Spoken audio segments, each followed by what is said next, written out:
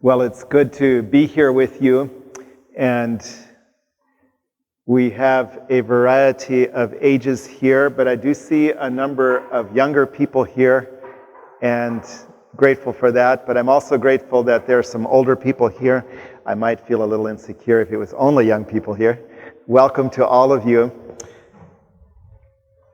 I would like to just begin this session by telling you that addressing educational considerations and options for church planting, especially urban ones, would seem like a very unlikely thing for me to address. I was a rural Kansas farm boy and loved animals, I wonder if maybe we should... are the two mics too close together? See whether this would help us out a little. I loved animals. I loved nature and considered myself a farm boy. So thinking of ever in my life being in the city just didn't even occur to me. I remember as a third grader, we had from our school teacher this little sheet where we were supposed to dream about what we would be when we grow up. Well, my dream at that point would be that I'd be a cowboy when I grow up. I think most of my students in Brooklyn, New York could hardly imagine me as a cowboy today. But that was my perception as a little child. My initial experiences in school were not so easy. And in fact, I would have perceived myself as basically an academic failure as a young child. I remember as my first year of school felt like the longest year of my entire life, which of course was only 7 years at that point. But it seemed like almost like an eternity. It just would go on and on and on. It was not an easy experience. It was a very hard experience. I would consider myself a late bloomer, and in almost every regard, but certainly academically. And I remember as a third grader reading an autograph book, one of my classmates, and one of my first grade teacher had written in it a poem about all of my classmates, and of course I knew that would include me, so of course my eyes quickly went to what she would have to say about me, and to this day that's the only piece of that entire poem that I can remember. But my line went like this: "And Dwight, who was so slow." That came from my first teacher. And honestly, it didn't necessarily knock me out because it wasn't a new idea to me. I realized I was slow. I didn't see myself as an academic giant. And that didn't really shock me. It just kind of confirmed in my mind that school was not for me. I remember when I was in the fourth grade that the state of Kansas decided that the Amish could stop school at 8th grade, and I thought, I will claim my Amish roots and stop my suffering as quickly as possible. And so that was some of my early journey into academics and education. But when I was in the 7th grade, I had my first male teacher, a godly man, and the first teacher who ever apologized to me. And the thing that he apologized to me about was something that he wouldn't have had to. But it meant the world to me. And school it wasn't that I was opposed to the children. I love children. I've always loved children. Children have been just something really special to me from the time I can remember, from as far back as I can think of. But it felt like school brought the cross to everything. It just was the thing that was so difficult. And suddenly I realized if teaching meant that I could work with children the rest of my life, maybe it was a cross worth bearing. And for the first time I started thinking about teaching. But then it was quite a little journey. And at one point I prayed this question to the Lord. I said, "God, where do you want me to teach? I've grown up in this community. Do you want me to teach here, or where do you want me to teach?" It seemed like God responded to that question more clearly than about any prayer I've prayed. It wasn't audible, but it was so distinct. It went like this. I've given you many things. I've given you loving parents. I've given you a loving church. And I've given you a loving community.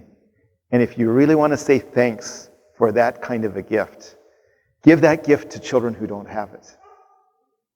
Oh, wow, okay. So my next question was, so God, where's that? And I didn't get as clear an answer to that, but the answer that I never could feel at peace with any possibility besides a major inner city or overseas. And from then on, that was just so clearly in my heart what God meant for my life. And it was so powerful that I, from then on, considered nothing else.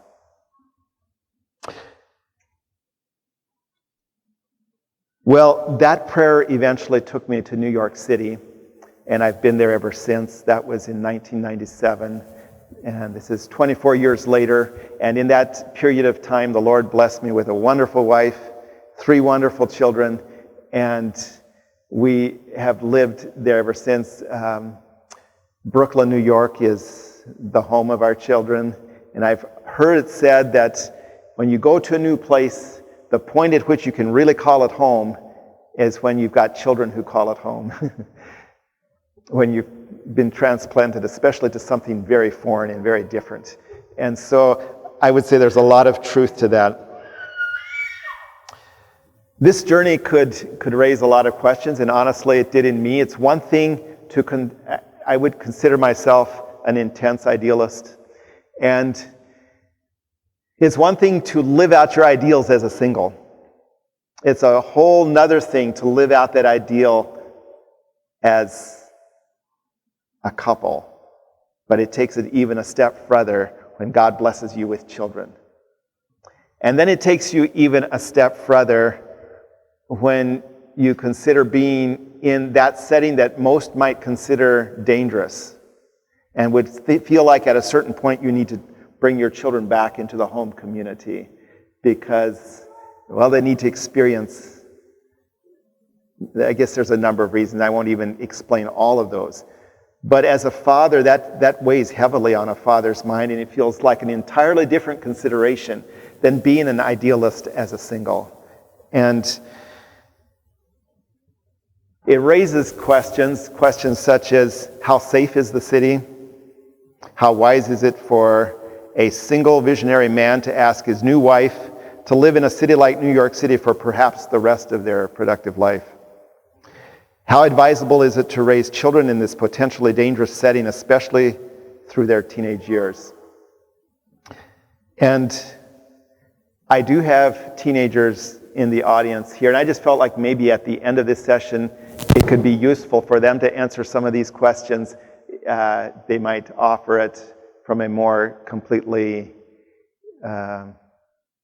child's perspective than as a father I might be able to present it. So at the very end, I might, if it's okay, take the freedom to have them help me out in my presentation today.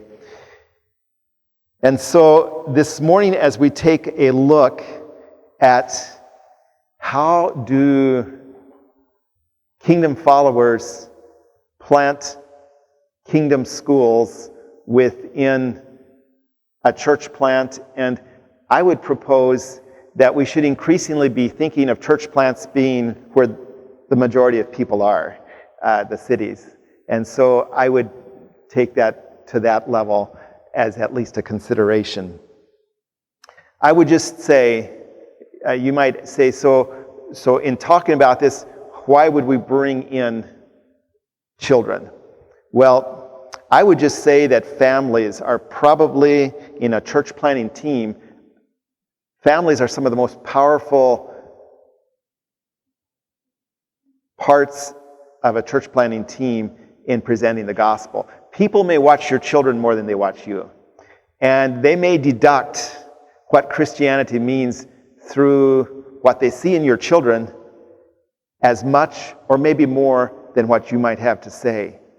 And so children are an incredibly significant part of a church plant. And so if they are, then how do we nurture them? How do we take care of the educational needs of our children if that's where God has called us to minister? How do we adequately care for the children that are in our care? Just earlier this summer, as I was doing a little painting project with some of our children, and it was actually the same day that I got the phone call that my father had died. But we were on the front porch, we were doing stuff together. We often do stuff together.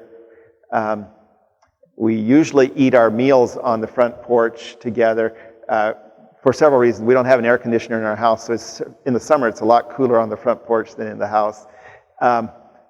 But it feels like it's also a place to display to a watching world a family that enjoys being together for meals. That's really had become an amazing rarity in our culture. And it opens the door for interactions with people that are walking the streets like eating in our house wouldn't do. And so we were out there, and a Caribbean man walks by, turns around and comes back and says, "You know, I've been watching your family ever since they were little babies. And I've been watching the way they play together. I've been watching the kinds of play that they have. So different from how most children in the neighborhood play. And when I walk past your place, I feel a peace. And I've recently discovered that I have leukemia.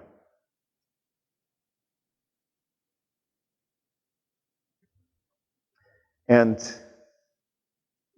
he ended up just talking a little bit about his own life journey. But the thing that's shocked me was people are watching beyond what we have any idea, and they notice children. And I could give you another story, but I think I'd better leave that story. But children are such a critical part of church planting, and if they are, how do we continue that church planting effort in a setting that seems very dangerous, in a way that rightly and sufficiently really does protect and care for our children, and addresses their academic needs well? Well, if you're going to start a church plant, there's probably just so many options that are available for education. There's the option of homeschooling. There's the possibility of developing a church school in that new church plant. In the past, often a boarding school was an option. I'm so thankful that that's increasingly not an option. Feels like there's some really sad stories that come out of the boarding school option. I just personally couldn't do that to my children, I don't think. At least not unless it was a very unique, I don't know. I haven't come up with a scenario bad enough that I would want to do that for my children yet. There may be that exception, I don't know. And then the public school. And in some places around the world, that is the only option that is legally allowed, is the public school. So those are options that educational options that we can look at if we're developing a church plant and we're thinking, how do we academically nurture our children? I think there's economic considerations. If you're living on a shoestring budget, as many missionaries are, the most economical option is public school because it's free. If you're looking purely at economics. The next most economical, I would say, would be homeschooling. I'd say the church school is the most expensive one. And so how big a role should economics play in this journey of education for your children? But maybe there's issues even bigger than economics. I suggest there are.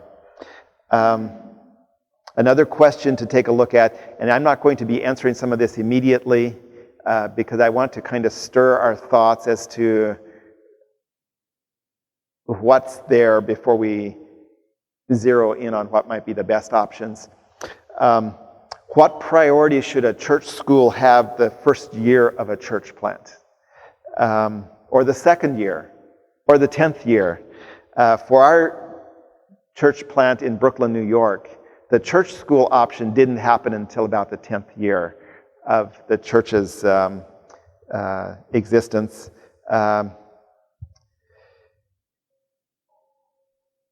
vision there was that whole families within the church plant team would provide homeschooling for their children, that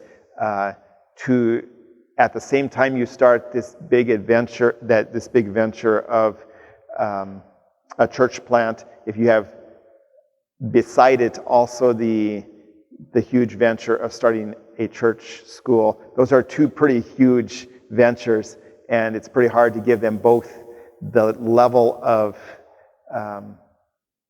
focus and development that are needed. And so in my personal journey in Brooklyn, New York, I came at 10 years after the church plant had started, and I came not to primarily support the church planters' children, but instead the church was seeing that as they were reaching out to the community, they had community families that were broken, community families of single parenting, and just the sense, how fair is it to be offering what we are to our children while a single parent isn't able to do that, and the only option that is left is to place them in the public school, where faith is already a very difficult thing to nurture and develop. And so there was just a sense that this is not fair to our single parents within our church to not provide that for them.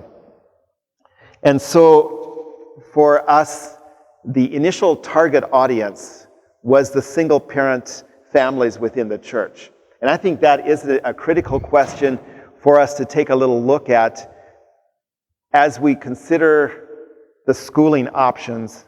Who is our target audience? Is it the church plant team? Is it the church? Or is it the community? Or is it all three of those? What is the target audience? But I think a similar question could also be asked, what is your target audience for the church? Is your target audience for the church your church planning team? Is that the extent of your target audience? Or does your target audience extend to the people you're ministering to in the community? And if that is the case, that it extends to the people in your community, should your school also perhaps extend to that? If it doesn't, I think it's important to ask, why does it in the one case and not in the other? Something to think about, at least. An additional question might be, what is or who is your church for? What is the extent of its purpose? Is it for your team, your church, your community, and your neighborhood? In considering our target audience for school in a church plant consideration, here are a few questions that I think are at least important to consider. They may not answer every question, but I think they're important to think about. What does it mean to, as Jesus said, suffer the little children to come unto you? How do you suffer the little children to come unto you if you have a closed door to them on Monday through Friday? What does it mean, as Jesus said, to love your neighbor as yourself? What does it mean to snuff out the smoldering flax? What about Jesus' words in Matthew when he said, "Inasmuch as ye have not done it to one of the least of these, ye have not done it unto me"? Children, especially broken children, hold a special place in the heart of God. And think about the passage where Jesus said that is really serious when you offend a little one. It would be better if there was actually a rope put around your neck and you were thrown into the midst of the sea. Jesus takes personal offense when we offend a little one. And then Jesus said, inasmuch as you've done it unto the least of these, you've done it unto me. And so who are the least? I think there's a lot of ways in which children could qualify as the least. They might be the least heard. They might be the least able to advance their interests. They might be the least, have the least experience. They have the least options and resources. Both their voice and their abilities are pretty limited. Jesus also said, he that would save his life will lose it, but he who loses his life for my sake and the gospel's, the same will find it. In what ways does our school policy, in what ways is it driven out of a desire to save my life? And to what extent do we see a willingness to risk our lives for the sake of the little ones who very easily could be destroyed without our involvement?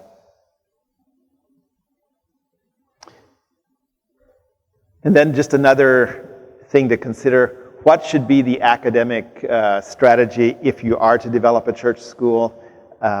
I would suggest, and this is not exactly how we did it, we started with being available for grades 1 through 12. That is a pretty wide field to start out for the first year. The Lord was gracious, we survived. But I think in many cases, I would see wisdom in maybe starting out with, say, K through 1 or 1 through 2, whatever your lowest level is, and maybe each year add another 2 grades, and then in that way you're not needing to get teachers for the whole spectrum, and you can grow the school, you can start seeing some of the challenges, you can start understanding the community on a smaller scale, and you can build small and strong. I could see wisdom in that kind of an approach. I think we should see the church on a broader sense as a place of educational resource. Not only just in the traditional educational sense, but how can we equip parents to care for their children? I know that Brother Alan Roth, who was the administrator of our school for many years and under whom I began teaching in Brooklyn, New York, the challenge he placed on us as teachers was, he said, I really believe you need to be connecting with the parents. If you don't have the parents, then on the long haul, you don't have the children. And he said, I would like to see you be in every home, maybe once a quarter, and every week be in 1 or 2 homes. Does that sound big? It sounded huge to me, especially my first year there, trying to get used to a whole new urban setting. And I confess we didn't do a very good job of that. But I would also say he had an excellent idea. And I wish we would have done a better job.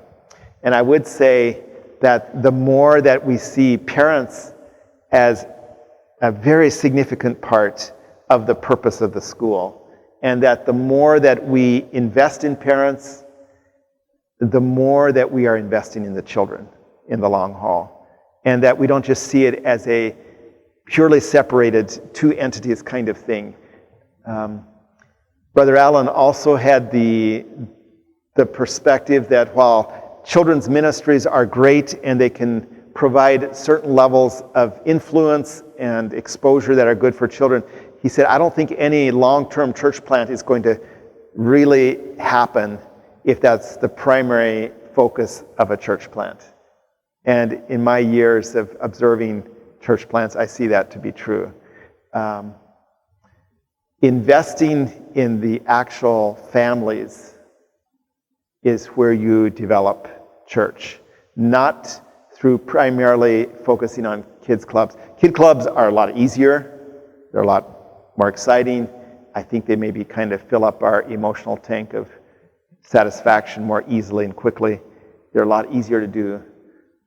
but I don't think they're quite at the real core of our presence there advancing the kingdom well, if that's our sole dependence. And even when that is an active piece of it, unless it's coupled with a fairly active involvement with the parents of those that we are ministering to, then I think it's a very limited ministry. I might just give you a little bit of a background of my own personal journey. My first 8 years were in a small public school a half mile from our home. At that point, our church didn't have a church school, but our principal was actually from our church, and so it was about as close to a church school as you could have gotten without being a church school, probably. He hired all of the teachers, and they were all professing Christians. We had devotions in every grade, I think, or at least prayer in every grade, from first grade through 8th grade. So first through 8th was in a small country public school. High school was in our church school. I then later went to junior college and then to a private Christian college. In terms of teaching, I taught 2 years in Canada before I went to college, and then 8 years in a public school in Kansas, and then the past 24 years in Brooklyn. And so, though I had really wanted to escape school as quickly as I legally could, the last nearly 50 out of 60 years of my life have been in school, either as a student or as a teacher, and in some ways kind of both. My wife has homeschooled our children through all of their school years, though there have been a few classes they've come to school for. When they were just little toddlers, they'd come into my class for art class, because I taught art, and especially when I did ceramics, but I think most of it for several years. And then they also went there in high school for Spanish and for Algebra 2. I think those were the main classes that you had taken there. So some people look at me and think I'm a really strange mixture, and I probably am. But and they ask, how could you, who have invested in education, public and private all these years, be homeschooling your children? Isn't that almost a betrayal of what you're doing?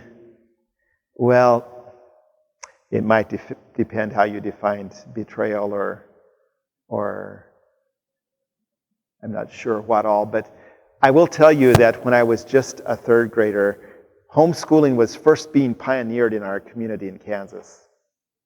And during that same time, I saw my little sister going to first grade and crying almost every day. And Dad, who was the school bus driver, would often come in to try to comfort her, and the teacher didn't really like that. She felt like she should just toughen up. But I was just seeing all of that, and I was thinking, God did design parents to nurture their children, and I'm seeing my mom nurture my sister like this teacher isn't. And silently, without telling my parents or siblings or anyone else, the ideal of homeschooling started to be birthed in my heart and mind. And I just always dreamed that if I ever had children, regardless what the other options were, my wife would be my teacher of our children. I just felt like that was the ultimate level of nurturing that is possible on this side of heaven. So being involved in education isn't because I'm this great admirer of public education or private education, and so to not have my children in those institutions is a betrayal of my vocation. That's not really where it's at for me. For me, we are called to nurture children, and the ways in which we can do that best, I believe God wants us to do. And I think sometimes as conservative Anabaptists, it's time for us to think a little outside the box on that front, and really think, how can that best be done, and ask God to show us how to do that. And so I'm kind of a strange mix of having been involved in public and private teaching, but having my own children in homeschooling. So I don't know how you would process that one, but I just expose that to you for you to realize how your speaker has lived his life. I have found it interesting that before COVID, our children were a little bit cautious to tell their neighbors that they were being homeschooled, and even if they did, their neighbors would wonder, what's that? COVID has done a wonderful work for the homeschooling front. Since then, if people ask them, what is your educational experience? They, oh, we homeschool. Oh, great. And suddenly that is an honorable and acceptable option. COVID did bring acceptance to that option, it seems. And so, in conclusion, before I have my children talk a little bit about the risks of a church planting family being in a setting like an urban setting, how those risks look to them as having personally experienced that, they have more of an understanding of that world than the world I did as a child growing up on a farm. But I just thought it might be interesting to hear that. But before we do that, I would just like to think a little bit about the heart of Jesus. When Jesus said, "Suffer the little children to come to me and forbid them not." But he doesn't stop there. He makes it into a kingdom issue. He says, "For of such is the kingdom of heaven." And so I think it's right for us to really seriously think about children when we think about church plants.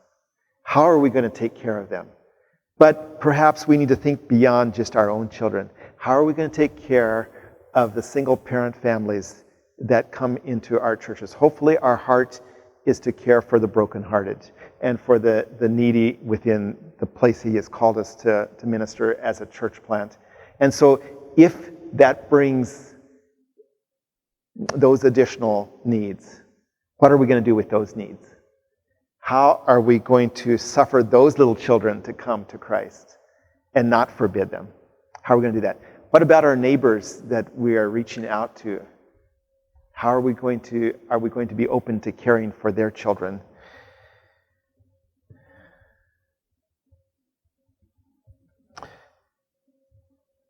And how do we view the risks that ministering to the local, to our neighbors may bring, and even the risks that may place on our family and on our children?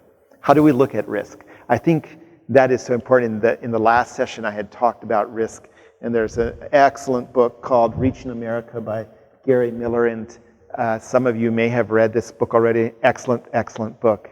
My daughter saw this summer and quickly showed it to me and said, "Dad, we got to get this book." And she says, "Gary Miller is my hero." And I was glad to hear that. And of course, when she said that, how could I keep from saying, "Yeah, let's get the book." So we got the book, and as we were driving to Kansas, where I grew up, to visit there, she was reading excerpts out loud, and I was saying, "Boy, that's really good. I should have that as a part of my talk." But Gary Miller raises an interesting question. He talks about risk and how we deal with risk, and which risks are worth embracing and which risks are wrong to embrace. And he suggests that we actually aren't that scared of certain risks, and that actually some of the risks we aren't scared about, Jesus calls us to be pretty scared about. That's a little sobering. And then he goes on to say the risks Jesus calls us to are sometimes the risks that we are least willing to take. I think as we consider church planting, this question about risk is something we really need to take a look at. What are the risks that Jesus considers worth our taking? And what are the risks that Jesus does not consider worth our taking? And does our life represent that? I'm here to say that if it doesn't, then the verse where he said, "He that would save his life will lose it. But he who loses his life for my sake and the gospel's, the same will find it," is very true. And so I just challenge you to maybe daily ask God, what risks do you want me to take today? And we often, I guess it's the only way we can do it, We look at risks through our mental framework, our perception, and yet our perception of risk, and yet our perceptions so often are super faulty. And they really need to be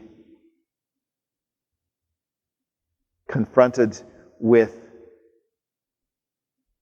Jesus' perception of what is really the true risk.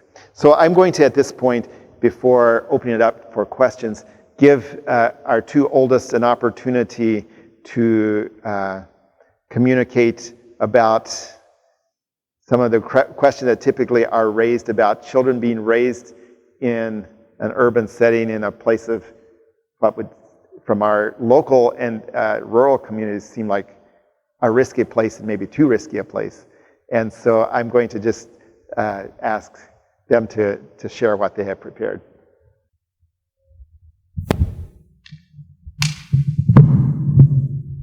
So yesterday afternoon, we were at the Byers Conference Center where we're sleeping, and Dad was preparing for his message, and us children were sitting around, and we ended up talking about his message, and Dad was like, "Oh, you should share your thoughts."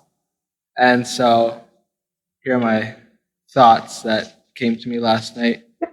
So I was born, Dad and Mom got married in 2000, were there, and I was born in 2002 there, and have been there all my life. I'm 19 now, and I plan to stay there for the foreseeable future. I doubt my whole life, but I don't plan to move away too soon. And so this topic, kind of like raising children in the city, or I guess the way it has affected me, when I think about it, it really causes a lot of like deep feelings to rise up in my heart. I guess the last, year or few years, it's been something that as children have been thinking through, and the way we relate with cousins and friends who are not from the city, and the way it has formed us and made us have a different perspective on certain areas of life as to those who didn't grow up there. So there's just so many things you could talk about this topic. It's just a huge range, but I want to share with you 3 effects that growing up in the city has had on my life, and I assume on many children who have. And the first one is that living in the city gives children the opportunity to interact with people that are very different than themselves.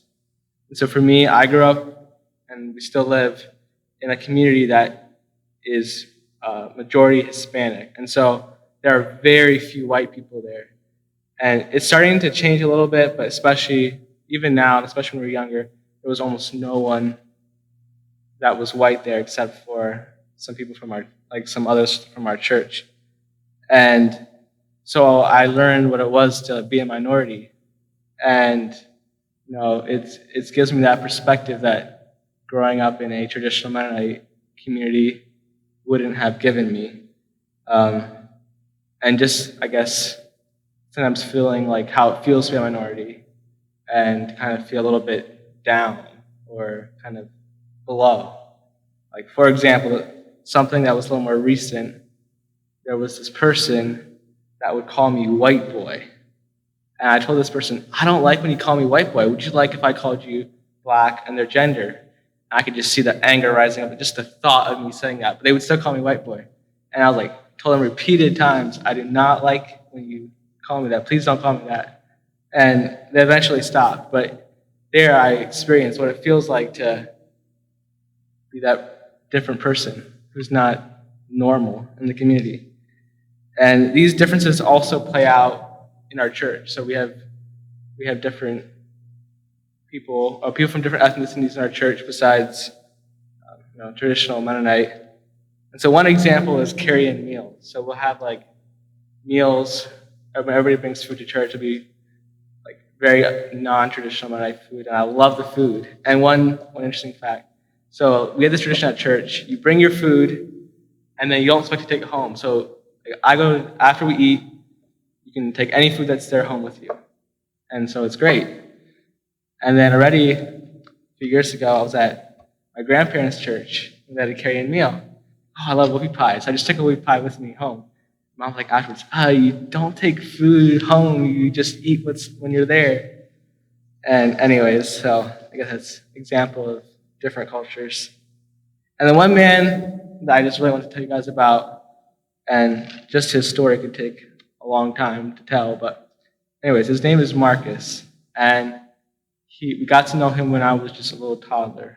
And he was a man who was semi-homeless, lived in an abandoned house, and a drunk. He would collect cans and bottles, make a little bit of money.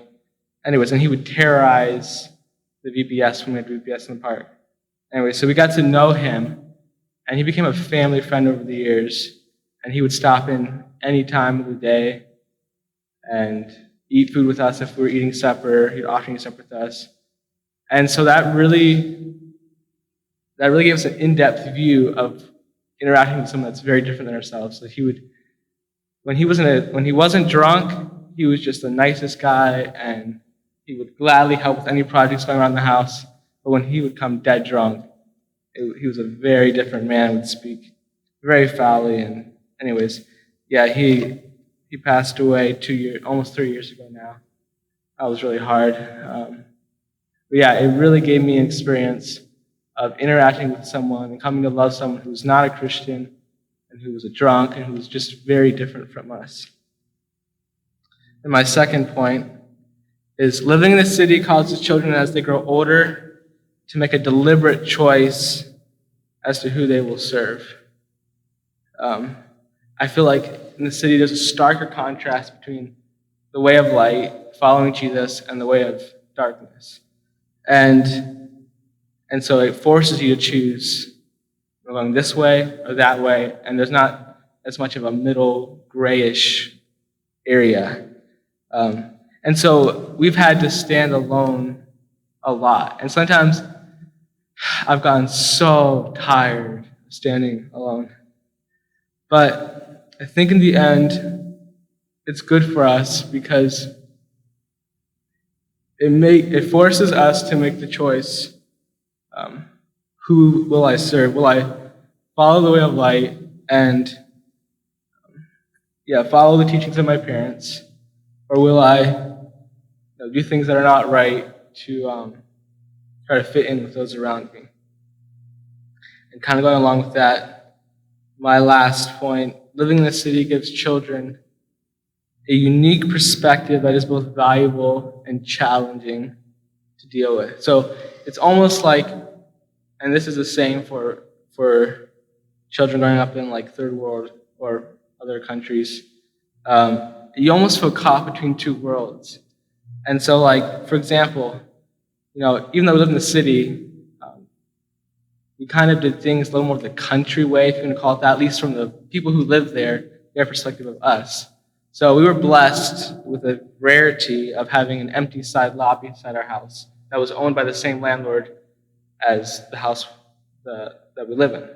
And so we fixed it up into a backyard and have a little backyard there.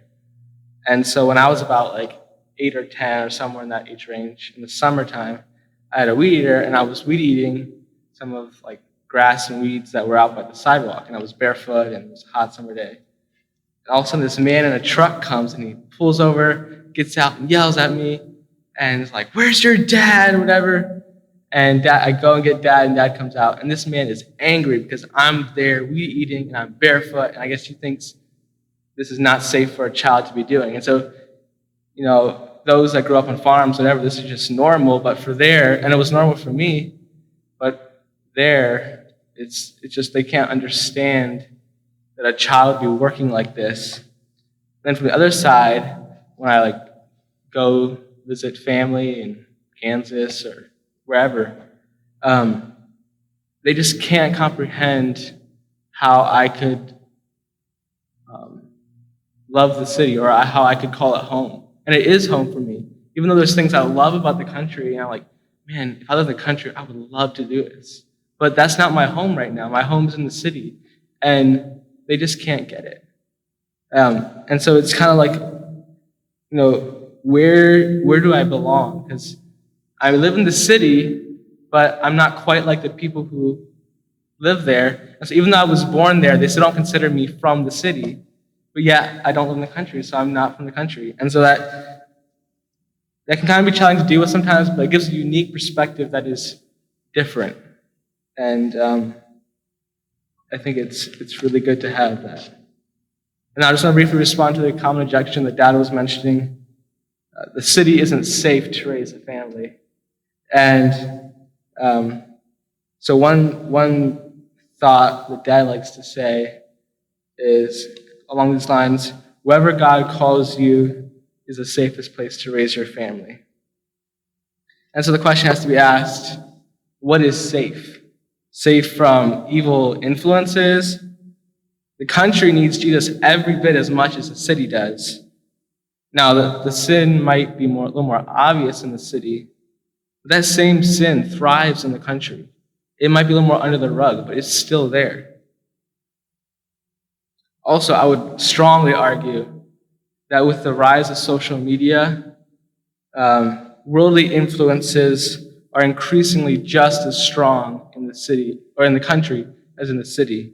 And almost what you would see in the city and say, oh, that's worldly, that is being made nowadays through, or is being formed through social media. And so things that once just kind of were isolated in the city, if you can call it that, are now being spread worldwide to the same lingo or whatever.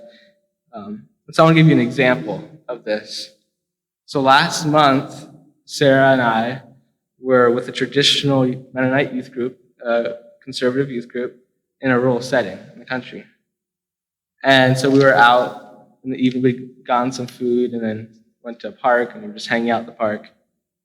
And a few of the youth had learned this dance from TikTok and decided they wanted to teach all of those that wanted to learn. Now, this was something that Sarah and I had never seen before. And as we observed it, we don't use social media, and we know about it from people who are not Anabaptists, but to see actually an Anabaptist youth group acting like this we'd never seen it before. And so we had to think, what would our non-Anabaptist friends in the city think? They would be, if we can think of people, if they would have seen what went on, they'd be utterly shocked. Even though they participate in those behaviors themselves, they don't expect us to be that way or live that way, act that way. And they might even want us to. They might respect us less if they would see us live or act like that. So in conclusion, am I saying that the city is the only good place to raise a family? No, I'm not saying that. But it is a good place to raise a family if that's where God is calling you to. And so I just challenge you all, go where God is calling you, whether that be in the city or in the country. And if you follow His will, if you walk in His will, not only will He guide your path, but He'll also guide the paths of your children.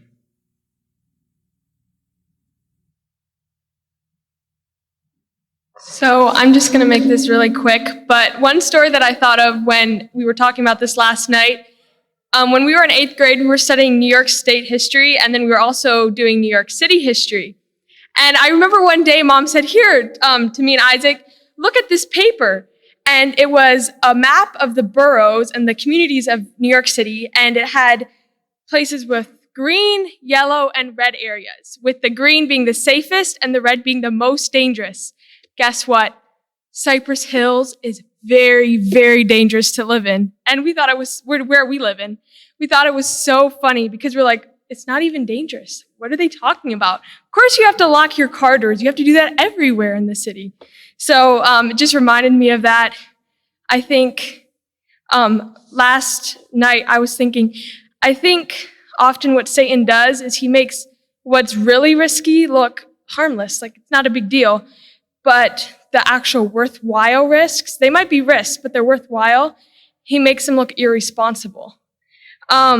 With the whole thing of bad influence, I've actually found that having a much closer look at sin has been an example of what you don't want, because you don't only see just the glamorous side of sin, you see the results of sin.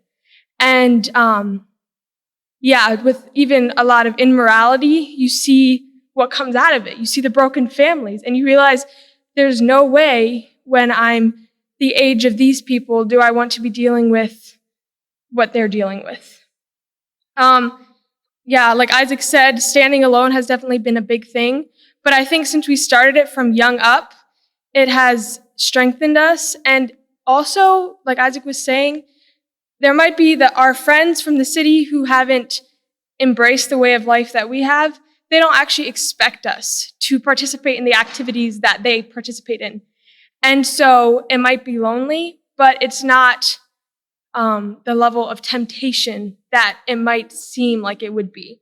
And as I was visiting, our family was in a more traditional Mennonite setting. And through different experiences, one including the night at the park, I was realizing that, in the smaller issues, the issues where personal, where people or where families land in different areas, I think for me, it's actually easier to stick to those choices that maybe dad has made for us or that I personally feel in the city because I'm already different and they don't actually expect me to. Whereas in a traditional community, they would think, well, we're all Christians anyway, and we're all like really the same. So it's kind of awkward if I'm telling someone who's just like me, well, I'm not going to do that. But we're already different in the city, so it's not really a big deal. And like Isaac was saying, I think social media, some of the things that friends in the country participate in, like he was saying, my friends in the city, they would like make fun of me if I would do that because they do it, but they think it's really weird if I would do it. And sometimes it's annoying, but it's like, it actually keeps me, not being a part of social media and not being a part of that culture. They don't really expect me to participate in those things. And so we're still friends, we still relate, but in certain areas of life, they don't want me to. And I think one thing that I've really appreciated about the city is that worldly versus non-worldly, the contrast is much more vivid. Whereas in the country, some things might seem, now this is generalization, of course, but sometimes things that I would see as worldly, I see my friends participating in the country because I don't think they see the people that are doing that in the city. Like if everyone who's participating in a certain, say, dance or use of slang is like you, it doesn't seem like a problem. But if you see someone who's doing it that you don't want to be like, it gives you more of an incentive to not do that yourself. So, I guess those are just my thoughts. Living in the city has definitely had challenges, but I wouldn't trade it for anything because of the perspective it has given me and because of the person that I think it has helped me to become. There's definitely been challenges, but I'm thankful for it as well.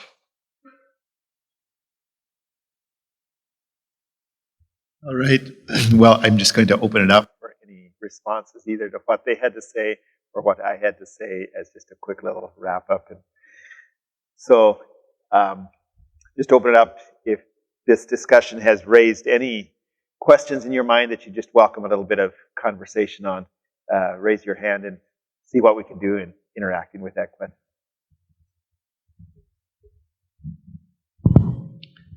Forgive me if I'm overlapping with what you already shared, but what do you say about friendship evangelism?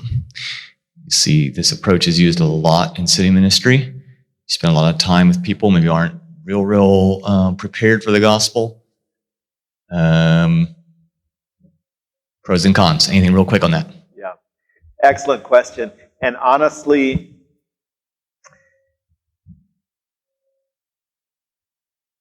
I think there is an array of tools that the believer has in his toolbox. And as a carpenter, I'm not an avid carpenter, but I love woodworking. There are times when one tool really does work better than another tool. And I don't see Jesus, for instance, dealing with every person in exactly the same way. There are times when it seems like Jesus very compassionately um, interacted with a person, and other times when he was rather forceful. And I see some who are total friendship evangelism advocates, and there's nothing else but that. I feel really uncomfortable with that. And I think it can actually be a cop-out when that's the case. And then I see others who would be kind of like a Ray Comfort kind of hit you in the face kind of approach. And if you don't do that exclusively for every interaction, you really don't understand how to share the gospel. And I feel uncomfortable with that one too. And it feels to me like there were times when Jesus used both. Rather than offer one or the other as the exclusive answer, I think if we can ask God to show us in each interaction what he would have us to say, that might be the safer road.